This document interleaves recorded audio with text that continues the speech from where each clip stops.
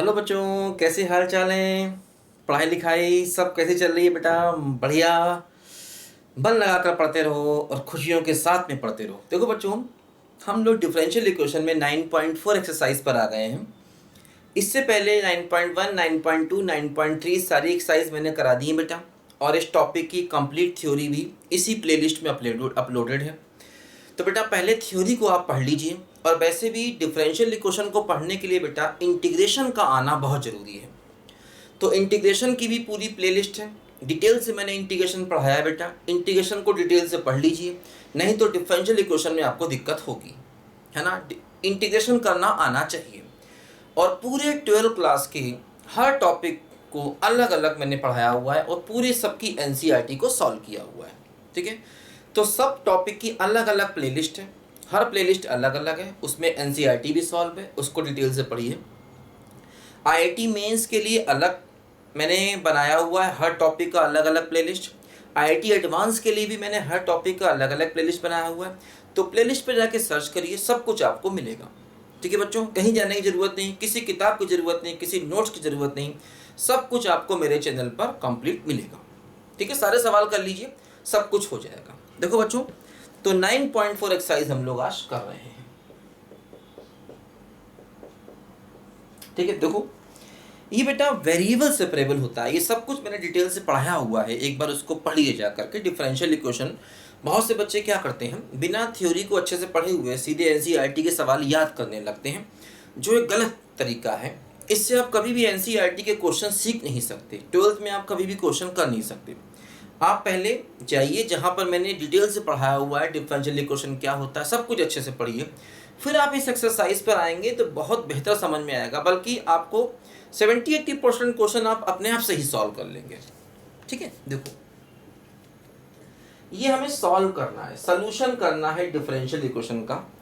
तो बेटा पहले देखना पड़ता है कि किस टाइप की डिफरेंशियल इक्वेशन है। देखो इसको हमें सॉल्व करना है, देखो ध्यान दो। अब इसमें हम क्या करते हैं, वेरिएबल को अलग अलग करते हैं। x वाले टर्म को ds के साथ में ले जाते हैं और y वाले टर्म को हमेशा हम dy के साथ में ले जाते हैं। देखो इसमें y का टर्म नहीं है, खाली dy है। देखो इसको हम ऐसे करते हैं, dy बराबर 1 minus cos x upon 1 plus cos x और dx। ठीक है, x के टर्म को ds के साथ में हम ले गए। अब देखो इसको हम लोग इंटीग्रेट कर देंगे, है ना। और चूंकि इंडेफिनिट इंटीग्रेशन कर रहे हैं तो एक कांस्टेंट हमेशा c भी साथ में लगाते हैं, हर बार प्लस c कर देंगे। देखो यहां पर कुछ नहीं है, खाली 1 है, तो 1 का इंटीग्रेशन क्या हो जाएगा, y हो जाएगा। अब देखो यहां पर, अब देखो इंटीग्रेशन आना चाहिए। इसका इंटीग्रेशन कैसे करेंगे, देखो ऊपर लगाएंगे formula 1 minus 2 sine square x by 2, और देखो नीचे लगाएंगे formula 2 cos square x by 2 minus 1। ठीक है, जिससे क्या होगा, देखो 1 से 1 कैंसिल हो जाएगा। देखो ये हो जाएगा y बराबर इंटीग्रल, देखो यहां पर ऊपर बचेगा 2 साइन स्क्वायर एक्स बाई 2, और देखो नीचे बचेगा 2 कॉस स्क्वायर एक्स बाई 2। ठीक है, अब देखो यहां पर ये हो जाएगा क्या, integration tan square x by 2। अब मैंने बताया था tan का इंटीग्रेशन अगर कभी करना है तो क्या करते हैं बोलो, तो हो जाएगा sec square x by 2 minus 1 और dx, है ना। tan स्क्वायर को हमेशा सेक स्क्वायर में चेंज करते हैं इंटीग्रेशन को करने के लिए। ठीक है, अब देखो सेक स्क्वायर का इंटीग्रेशन क्या होगा, tan x बाई 2, x का कोफिशिएंट 1/2 अपॉन में आएगा, 1 का इंटीग्रेशन हो जाएगा x प्लस c। तो ये हमारे क्वेश्चन का देखो यहाँ पर आंसर आ जाएगा। ठीक है, इंटीग्रेशन के बेटा सारे फार्मूले, सारे कॉन्सेप्ट आना यहाँ पर बहुत जरूरी है, उसके बिना डिफरेंशियल इक्वेशन आप नहीं कर पाएंगे। तो इंटीग्रेशन को अच्छे सीख लिया तो डिफरेंशियल इक्वेशन, एरिया और डेफिनेट इंटीग्रेशन, इन सब में बहुत फायदा होगा। ठीक है बच्चों, लिखो जल्दी इसको पहले ध्यान से।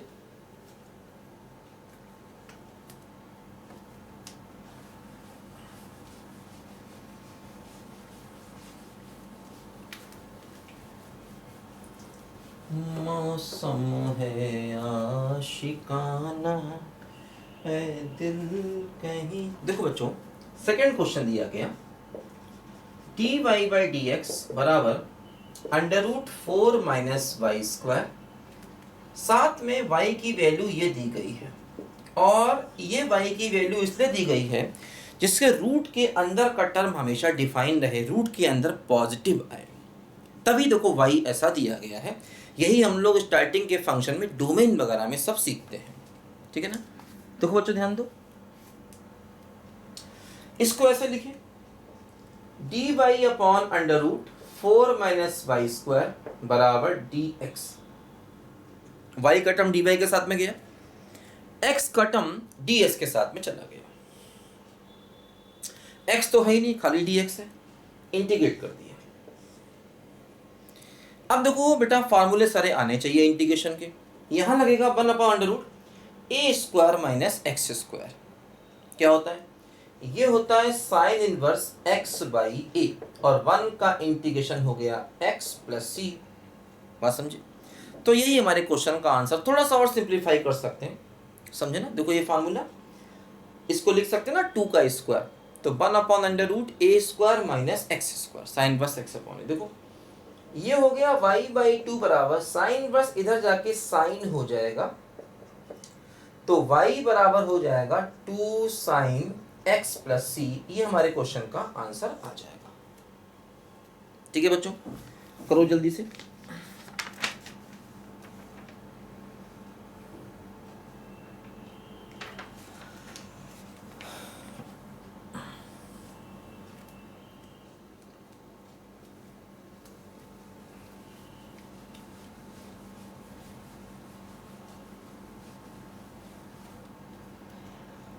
तीसरा क्वेश्चन बच्चों, d y by d x plus y बराबर 1 हो गया। ठीक है, y नॉट इक्वल टू 1 दिया है ना, क्योंकि अगर y 1 हो गया तो ये 0 हो जाएगा, इसलिए ऐसा दिया गया। देखो d y by d x बराबर हो गया 1 माइनस वाई, है ना। y के टर्म डी वाई के साथ में रखो तो क्या होगा बच्चों, d y upon 1 minus y बराबर डी एक्स। इंटीग्रेट करो, देखो ये बच्चों 1 अपॉन एक्स, 1 अपॉन एक्स का क्या होता है, लॉग एक्स होता है, तो ये हो गया लॉग ऑफ 1 माइनस वाई, लेकिन लॉग के साथ में मॉड आता है, तो log of mod 1 minus y, और वाई का कोफिशिएंट जो है -1 वो अपॉन में आएगा, और 1 खाली 1 है, 1 इंटू डी एक्स, इसका इंटीग्रेशन x प्लस सी।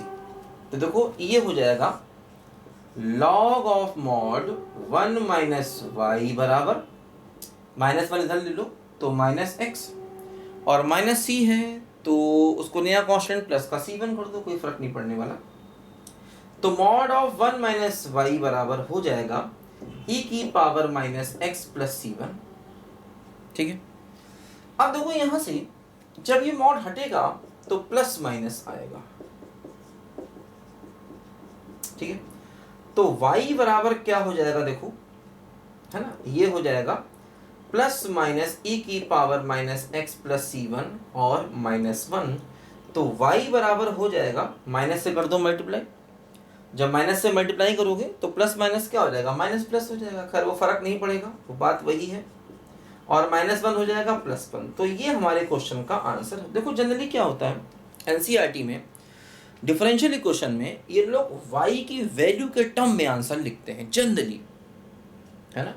ये लोग जो आंसर लिखते हैं वो y की वैल्यू के टर्म में लिखते हैं, मतलब y की वैल्यू को निकाल के आंसर लिखते हैं। इसलिए अगर ये हैबिट पड़ जाए तो अच्छा है कि आंसर को इस फॉर्म तक ले जाना है ना, आंसर को इस फॉर्म तक हमें ले जाना है कि y की वैल्यू हमें निकाल के रखनी है। ठीक है ना, तो इससे हमें अपने क्वेश्चन का आंसर मिल जाएगा। ठीक है, देखो जैसे अब कभी कभी क्या होता है, जैसे कि मान लो ऐसे है y बराबर ये है 1, और देखो प्लस माइनस e की पावर माइनस एक्स इंटू ई की पावर c1। अब देखो ये इसको लेकर के नया कांस्टेंट मान लिया जाए तो 1 और प्लस माइनस ए ई की पावर माइनस एक्स, इसको भी हम ऐसे लिख सकते हैं। ई की पावर C1 को मान लिया हमने नया कांस्टेंट, है ना। तो थर्ड क्वेश्चन का देखो यहाँ पर ये हमारा आंसर आ गया, ठीक है। प्लस माइनस को भी हटा करके चाहे तो हम खाली प्लस ले सकते हैं, क्योंकि मान लो हमने ऐसे कर लिया, प्लस माइनस ई की पावर C1 को a मान लिया, तो इससे देखो ये हमारे क्वेश्चन का आंसर आ जाएगा। बात समझे ना। तो y के टर्म में जनरली ये लोग एनसीईआरटी वाले आंसर छोड़ते हैं, अगर ऐसा दिमाग में रहे तो अच्छी बात है, क्योंकि कई बार कॉपी चेक करने वाले ना आंसर देख के कॉपी चेक करते हैं 12th में। इसलिए अच्छा होगा कि अगर हम ये हैबिट डालें कि भाई आंसर किस फॉर्म में छोड़ा गया है।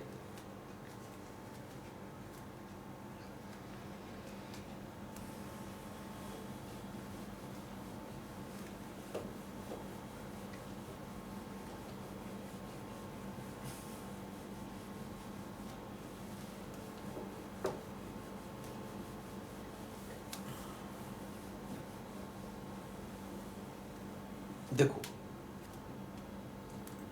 क्वेश्चन नंबर 4 करते हैं। sec square x tan y dx plus sec square y tan x dy बराबर 0। देखो समझो, यहां पर देखो फिर वही है, पूरी साइज ही बेटा वेरिएबल सेपरेबल की है, तो x के टर्म ds के साथ में y के टर्म dy के साथ में ले जाने होंगे, ठीक है। देखो क्या होगा, sec square x tan y dx बराबर minus sec square y tan x dy। अब देखो ये dx है, तो tan x को नीचे ले आओ, तो हो जाएगा sec square x upon tan x dx, और यहां पर देखो minus sec square y tan y को नीचे ले आओ और हो गया dy, ठीक है। अब दोनों तरफ कर दो इंटीग्रेशन, ठीक है। इसका इंटीग्रेशन कैसे होगा, देखो tan x का डिफरेंशिएशन क्या होता है, sec स्क्वायर x। अब देखो जैसे ये है ना sec square x upon tan x और dx, तो अगर हम tan x को t माने तो क्या होगा, sec स्क्वायर x dx बराबर dt, तो इंटीग्रल 1 अपॉन t और dt, है ना। 1/t का क्या होता है बोलो, log ऑफ मॉड t, और t का मतलब क्या हो गया tan x, तो log of mod tan x। तो देखो यहां पर ये हो गया है log of mod tan x और minus log of mod tan y, है ना। अब देखो जनरली क्या होता है, जब टर्म log के आते हैं तो कांस्टेंट भी अक्सर log c ले लेते हैं, हालांकि ऐसा कोई नियम तो नहीं है, लेकिन इससे थोड़ा सा क्वेश्चन आसानी से सिंप्लीफाई हो जाता है, तो कांस्टेंट भी log c ले लें तो अच्छा है, ठीक है। इधर ले आए तो क्या हो जाएगा, देखो log of mod tan x plus log of mod tan y बराबर क्या हो जाएगा, log c। अब log m plus log n तो क्या होता बोलो, log m इंटू n हो जाएगा, tan x into tan y, और बराबर क्या हो गया बोलो, log c हो गया। log log हटा दो तो क्या हो गया, mod of tan x mod of tan y बराबर c। तो ये हमारे क्वेश्चन का फाइनल आंसर। हो सकता बुक में मॉड में आंसर ना दिया हो सकता, ठीक है, हो सकता आंसर में वो लोग मॉड ना लगाएं, ठीक है, लेकिन मॉड ही ज़्यादा सही है। कई बार देखो ये लोग क्या करते हैं कि जैसे मॉड यहाँ पर था, मॉड को एक साथ लिख लिया, ऐसे लिख दिया, है ना, मॉड को एक साथ कर सकते हैं, दिख रहा है ना, ठीक है। तो जैसे क्या होता है ना, पूरे का मॉड एक साथ कर लिया, इसको देखो ऐसे लिखा, mod of tan x tan y बराबर c। अब मॉड हटाया तो क्या होगा, tan x into tan y बराबर प्लस माइनस c, इसको नया कांस्टेंट मान लिया, तो ये हो गया tan x into tan y बराबर k। तो ऐसे भी देखो हम लोग यहाँ पर कई बार इसका आंसर लिख देते हैं, ठीक है। तो थोड़ा सा सिंप्लीफाई कर देते हैं, तो एक बार आंसर चेक कर लिया करो कि भाई आंसर किस फॉर्म में गया है, तो उसी फॉर्म में हम आंसर अगर छोड़ेंगे तो अच्छा रहेगा।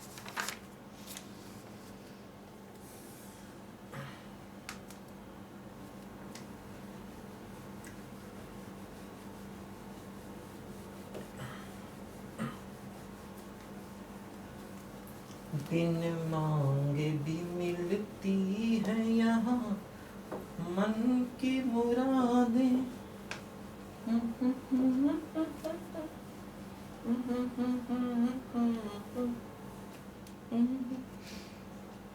देखो 5वां क्वेश्चन, e की पावर x e की power minus x dy minus e की पावर x माइनस e की पावर माइनस x dx बराबर 0। ठीक है, देखो इससे क्या हुआ, e की पावर x e की पावर माइनस x dy बराबर e की पावर x e की पावर माइनस x और dx ऐसे लिखा। देखो अब y तो अकेला ही है, y का टर्म तो है नहीं, मतलब dy अकेला है, तो इसको यहां dy रखो, इसको नीचे ले लो,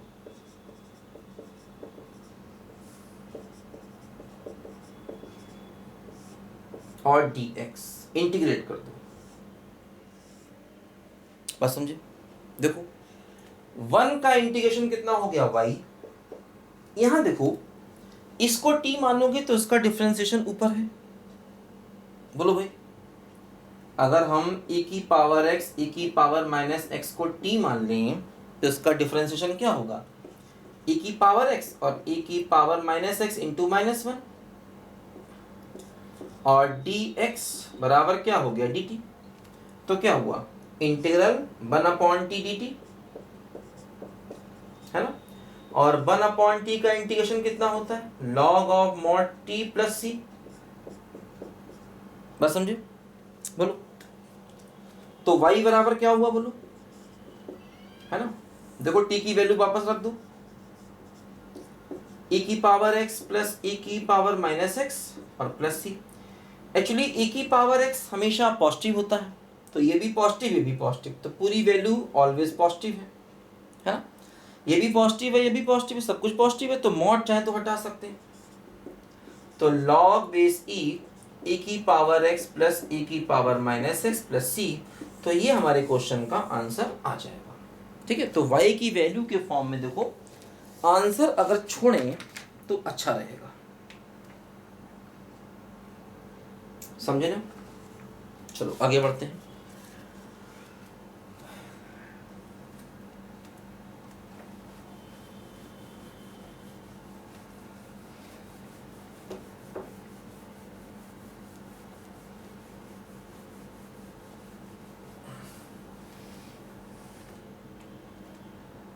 देखो क्वेश्चन 6 देखा जाए, dy dx बराबर 1 प्लस एक्स स्क्वायर और 1 प्लस वाई स्क्वायर। देखो समझो, फिर वही है, x का टर्म ds के साथ में और y का टर्म dy के साथ में लाना है। देखो dy upon 1 plus y square 1 plus x square और dx। ठीक है, इंटीग्रेट कर दो, ये क्या हो गया, tan इनवर्स y, 1 का इंटीग्रेशन x स्क्वायर का x क्यूब बाई 3 और प्लस c। अब y की वैल्यू चाहिए, इसको यहां ले आए तो क्या हो जाएगा, tan of x plus x cube by 3 plus c। देखो ये हमारे क्वेश्चन का आंसर आ जाएगा। इजी है काफी, कोई दिक्कत नहीं। ठीक है, लिख लो जल्दी से।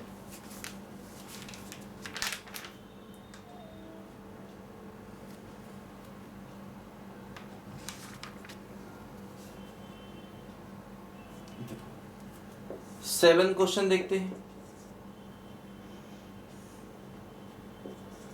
y log y, बेस तो खैर e ही है, चाहे ना दिया हो बेस e मानेंगे, माइनस एक्स डी वाई बराबर 0। देखो अब क्या होगा, y log y dx बराबर x dy। देखो dx बाई x बराबर 1/y log y और dy।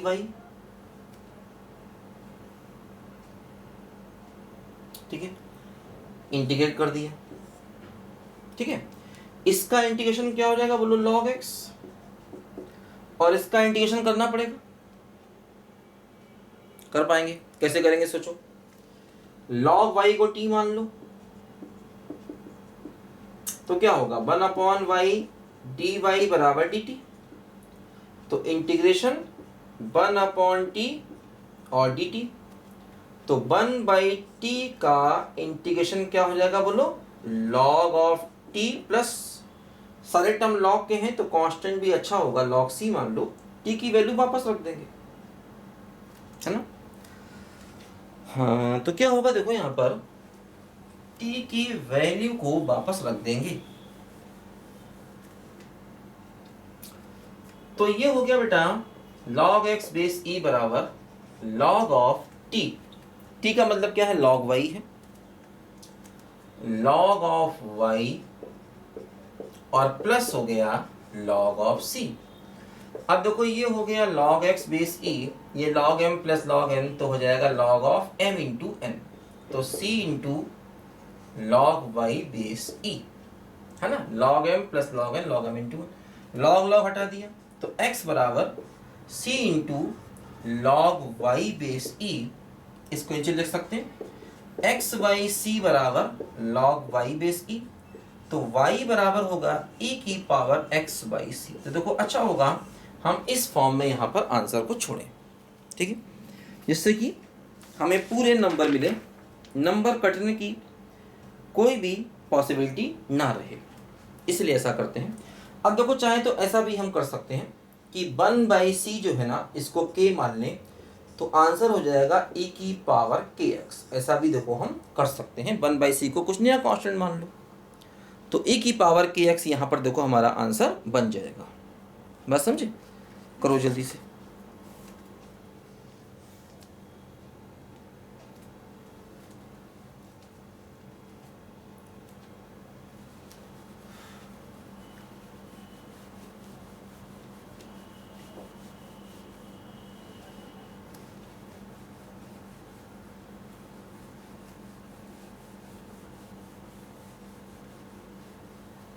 देखो बच्चों 8 क्वेश्चन करते हैं।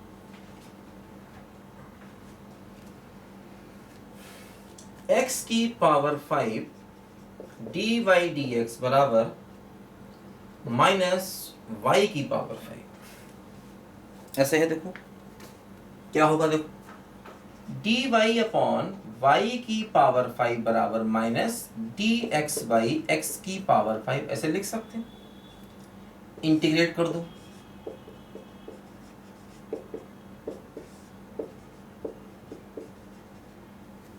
अब इसका इंटीग्रेशन क्या होगा बोलो, y की पावर x की पावर n, तो अपॉन n प्लस 1, x की पावर -4 अपॉन -4 प्लस c। बस समझे, x की पावर n का फॉर्मूला लगा दिया। देखो -4 से पूरे को मल्टीप्लाई कर दो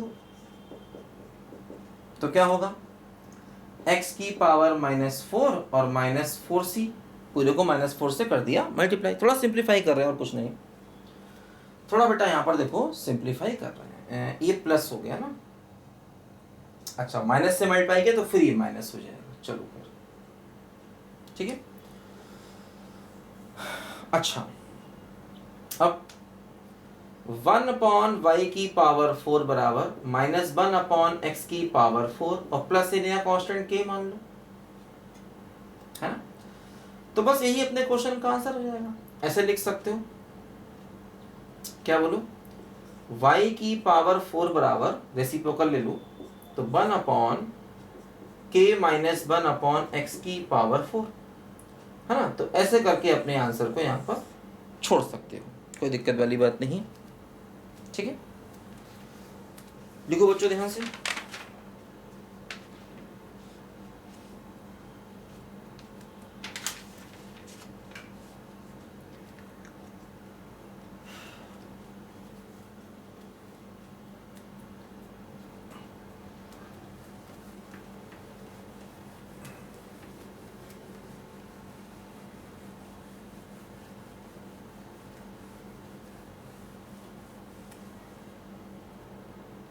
देखो 9 क्वेश्चन करते हैं।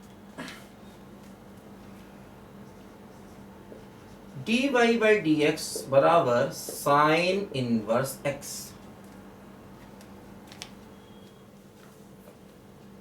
देखो इसको ऐसे करें,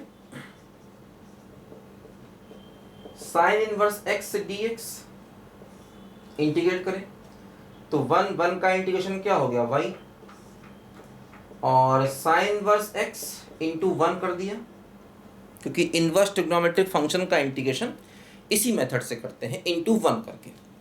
और इसको पहला फंक्शन माना, इसको दूसरा फंक्शन मान लिया, तो क्या देखो हो गया, फर्स्ट फंक्शन सेकेंड का इंटीग्रेशन यानी कि x, ठीक है, माइनस इंटीग्रल फर्स्ट का डिफरेंशिएशन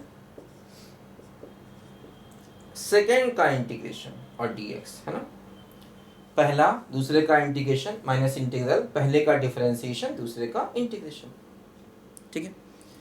अब इसको देखो फिर इंटीग्रेट करना होगा तो x upon under root 1 minus x square d x है।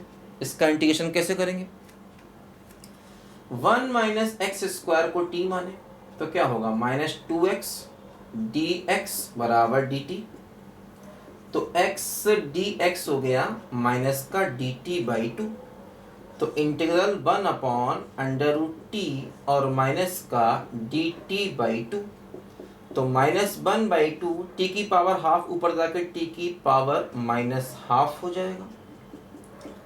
तो टी की पावर माइनस हाफ का इंटीग्रेशन क्या होगा, टी की पावर हाफ अपॉन हाफ, तो क्या हो जाएगा माइनस अंडर रूट टी, तो minus under root 1 minus x square हो जाएगा। तो देखो ये हो जाएगा y बराबर x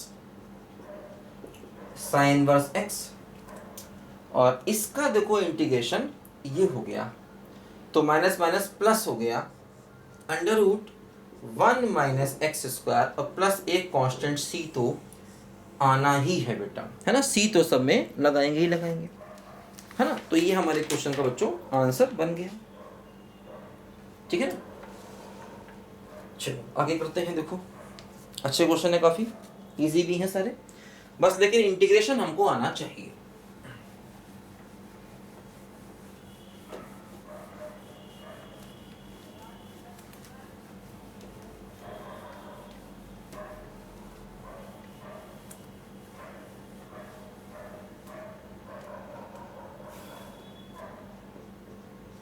देखो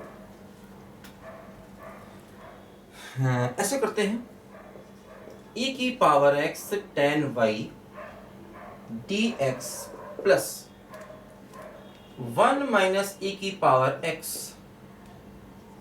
sec स्क्वायर y dy बराबर 0।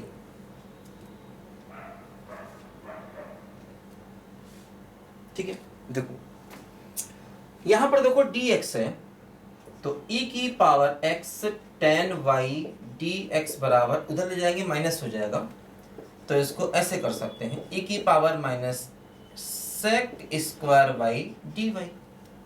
देखो e की पावर x अपॉन e की पावर x माइनस 1 dx बराबर sec square y upon tan y और dy।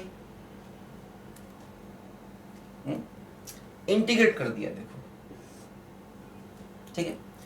अच्छा और प्लस सी लगा दिया। इसमें देखो e की पावर x माइनस 1 को t मानोगे तो उसका डिफरेंशिएशन ऊपर है, तो 1 अपॉन टी लॉग टी हो जाएगा। डायरेक्ट लिख देता हूं, देखो मॉड भी चाहे तो लगा सकते हो, है ना। यहां पर देखो tan y को t मानोगे तो उसका डिफरेंशिएशन sec स्क्वायर y, तो 1 अपॉन टी उसका फिर से लॉग टी हो जाएगा, तो लॉग ऑफ मॉड टी। अच्छा कांस्टेंट भी log c ही मान लो चाहे तो। अच्छा अब देखो ये क्या हुआ, ये हो गया log ऑफ मॉड e की पावर x माइनस 1 बराबर, देखो ये क्या हो जाएगा log of c modulus t। हाँ t का मतलब वही tan y, t का मतलब क्या हो गया बोलो tan y, तो ये हो जाएगा c और mod of tan y, log log हटा दिया, c mod of tan y। Mod हटाएंगे, है ना। देखो ऐसा है ना, जैसे दोनों तरफ जब मॉड होता है, मान लो मॉड x बराबर मॉड y है और दोनों तरफ मॉड है, तो मॉड हटाने से प्लस माइनस आता है, ये मैंने बताया था आपको पहले भी, ठीक है। तो क्या हो गया, ये हो गया प्लस माइनस c और tan y, ठीक है। तो यही क्वेश्चन का आंसर आ गया। थोड़ा और चाहे सिंप्लीफाई कर सकते हैं, c को यहाँ ले जाके एक नया कांस्टेंट मान लो, ऐसे भी कर सकते हैं, प्लस माइनस c को k मान लो tan y, तो ये हमारे क्वेश्चन का आंसर हो जाएगा, ठीक है। लिखो जल्दी बच्चों इसको।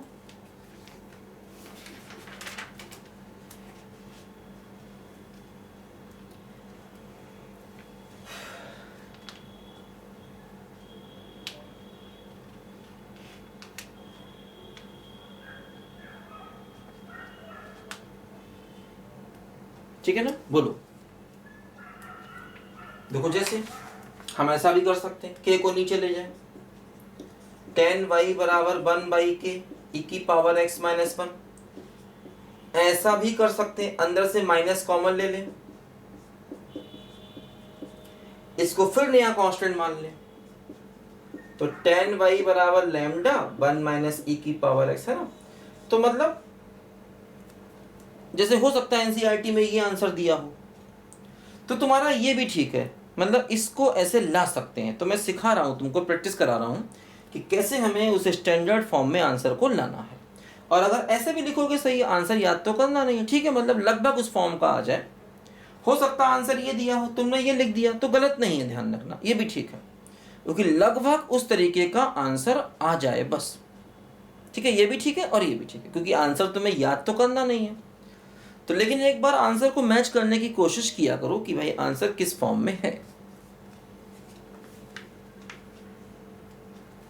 ठीक है। चलो 11 क्वेश्चन करते हैं। देखो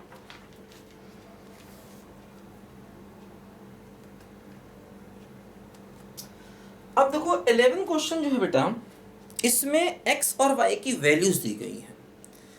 इनको मैंने बताया था कि इनिशियल वैल्यू प्रॉब्लम कहते हैं, और ये एक्स वाई की जो वैल्यू है, इसका यूज कांस्टेंट को निकालने के लिए किया जाता है। जैसे लास्ट में हम लोग यहाँ पर आंसर सी की फॉर्म में छोड़ते हैं, तो इसमें देखो ये जो एक्स वाई की वैल्यू दी जाती है, इनसे फायदा भी होता है कि इनसे सब बच्चों का आंसर सेम आता है। जैसे आपने log सी लिया, खाली सी लिया, 1/c को k मान लिया, तो इन चीज़ों से कोई फर्क नहीं पड़ता, है ना। इसीलिए ये क्वेश्चन ज़्यादा अच्छे होते हैं जिनमें एक्स वाई की वैल्यू दी जाती है, क्योंकि इनमें कांस्टेंट किधर माना, कैसे माना, इसका फर्क नहीं पड़ता है।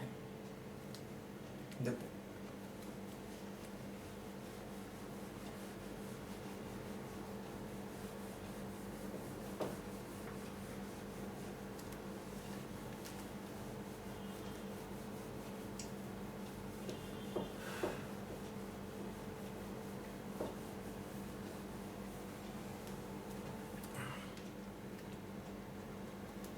इलेवन क्वेश्चन देखो हम लोग करते हैं।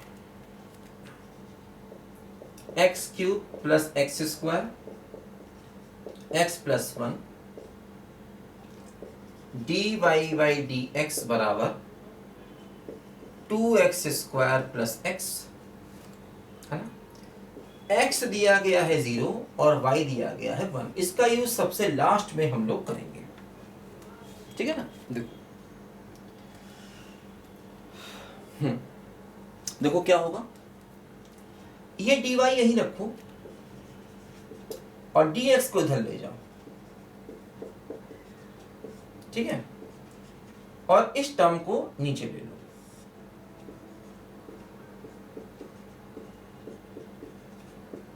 ऐसे ना, ठीक है।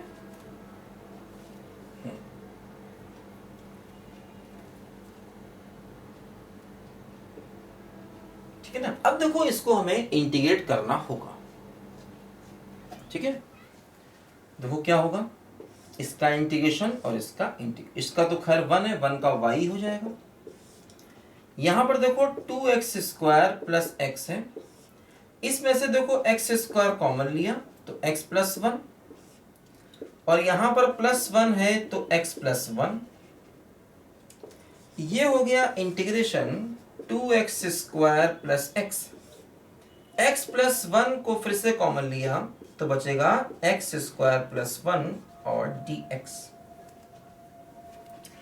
अब देखो इसमें बेटा पार्शियल फ्रैक्शन लगाना होगा। इसके इंटीग्रेशन को करने के लिए हमें देखो ये ऊपर से x कॉमन ले लें तो बचेगा क्या 2x प्लस 1 और नीचे क्या है बोलो x प्लस 1 और x स्क्वायर प्लस 1 dx। तो इसके लिए बेटा हमको पार्शियल फ्रैक्शन लगाना होगा। ठीक है, अब ये प्रोसेस तुमको आता है कि नहीं आता सीखो बेटा। पहले मैंने बताया था पार्शियल फ्रैक्शन करने का तरीका क्या होता है, लिखो जल्दी यहां तक लिखो। पहले थोड़ा सा देखो बेटा, यहाँ पर ये क्वेश्चन अब लेंदी होगा क्योंकि यहाँ पर हमें लगाना होगा पार्शियल फ्रैक्शन। क्या होता है देखो, ये है ना x 2x plus 1 upon x plus 1 और x स्क्वायर प्लस 1। देखो इसको ऐसे लिखें कि a बाई एक्स प्लस 1 है ना, एक टर्म है, एक फैक्टर है, ये 2 डिग्री का है तो साथ में कांस्टेंट माने bx प्लस सी। ठीक है, अब यहां से हम ए बी सी की वैल्यूज निकालेंगे।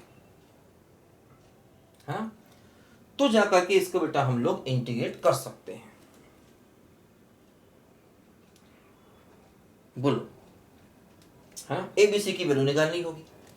तो क्या तरीका देखो मैंने बताया था, x 2x plus 1 divide by x plus 1 x square plus 1। यहां पर देखो एलसीएम लो, x plus 1 x square plus 1 तो a into x square plus 1 और बी एक्स प्लस सी और x प्लस 1।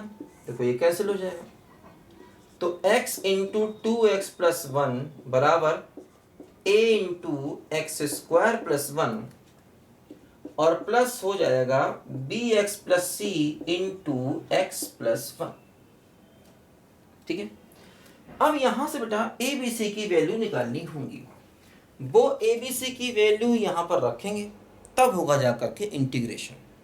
ठीक है ना, तो ये सारा बेटा मेथड हमने आपको सिखाया था और आना चाहिए हमको ये सारा प्रोसेस कैसे करते हैं। देखो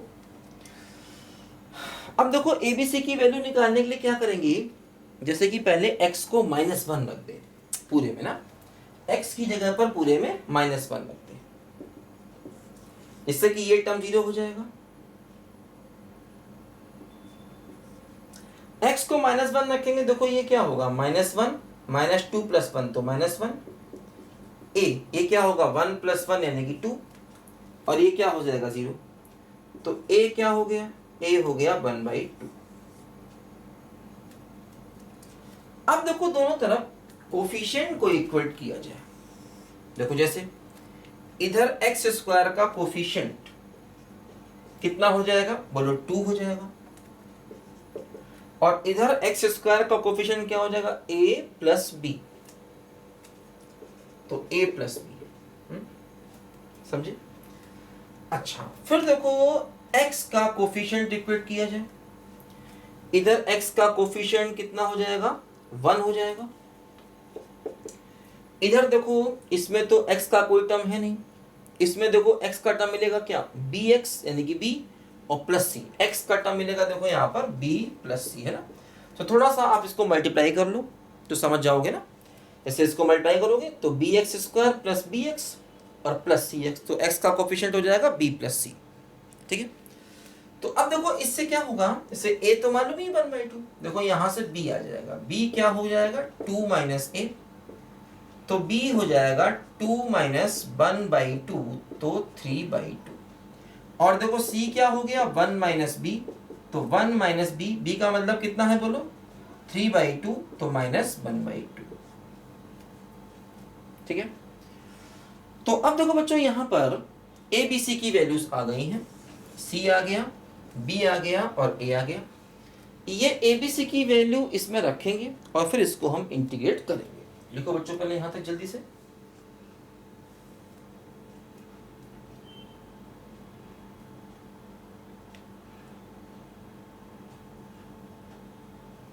है ना, -1 रखेंगे, ये पूरा टर्म देखो यहाँ पर 0 हो जाएगा।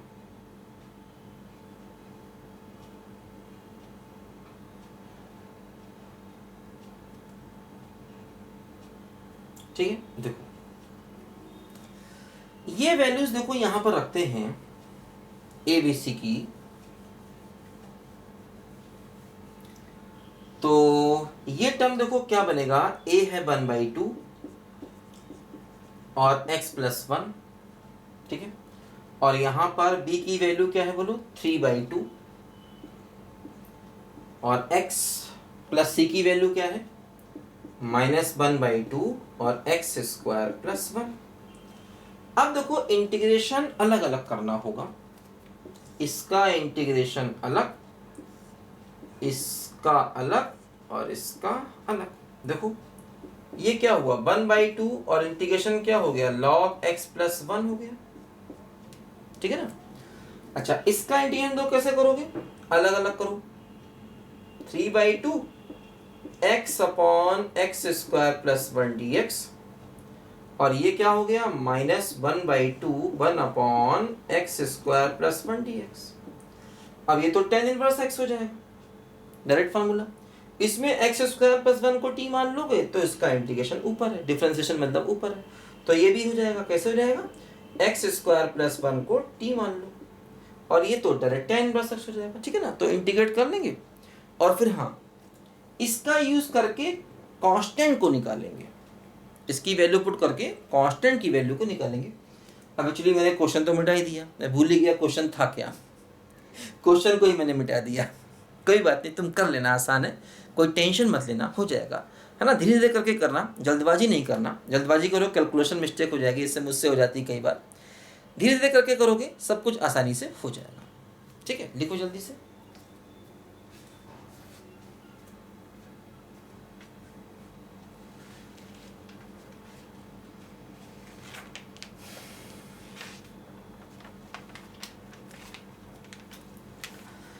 तो बच्चों इस वीडियो में इतना ही करते हैं, इसके आगे के क्वेश्चन, ठीक है, 11 तक हम लोगों ने किए हैं, 12 से लेकर के 23 तक क्वेश्चन हैं, ये हम लोग अगले वीडियो में करते हैं। और बहुत अच्छा होगा, देखो बेटा इंटीग्रेशन का यूज़ बार बार आ रहा है, तो पहले इंटीग्रेशन को अच्छे से सीख लेना चाहिए, तभी ये सवाल निकलेंगे, वरना हर क्वेश्चन में हमें समस्या होगी, ठीक है ना बच्चों। तो ठीक है बच्चों, मिलते हैं अगले वीडियो में, तब तक के लिए बाय बाय।